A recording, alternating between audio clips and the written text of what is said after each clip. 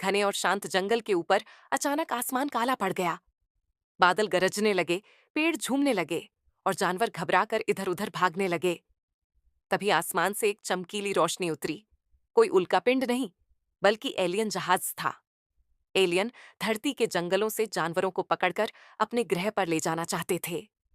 वे बड़ी-बड़ी मशीनों से शेर, हाथी, बंदर, हिरण सबको हवा में खींच रहे थे। पूरा जंगल डर से कांप उठा। लेकिन तभी बादलों के बीच से बिजली चमकी और एक आवाज गूंजी, रुको, ये जंगल मेरा घर है।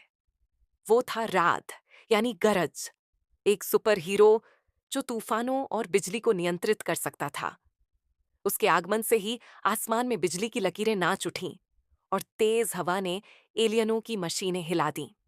रात ने अपनी दोनों हथेलियां आसमान की ओर उठाईं। बिजली उसकी उंगलियों से निकलकर एलियनों के जहाज पर गिरी। जहाज जहाज! एक बड़ा धमाका हुआ और जहाज का कंट्रोल सिस्टम जल गया। एलियन घबराकर बोले, हम वापस जा रहे हैं, ये ग्रह बहुत खतरनाक है। रात मुस्कुराया, उसकी आंखों में बिजली की चमक थी। उसने कहा, जंगल सिर्फ जानवरों का नहीं, धरती की सांस है, कोई इसे छू नहीं सकता। फिर उसने बादलों को इशारा किया और बारिश बरसने लगी। सूखे पेड़ों को नमी मिली, डर से भागे जानवर लौट आए। हवा में फिर से जीवन लौट आया। जब सब शांत हुआ तो तोता बोला, रात, तुम सच्चे रक्षक हो।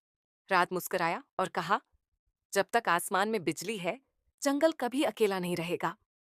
और फिर वो आसमान की ओर उड़ गया, बादलों में खो गया। सिर्फ उसकी गरज सुनाई दी, धड़ाम, जो सबको याद दिला गई कि जंगल का रक्षक रात हमेशा है।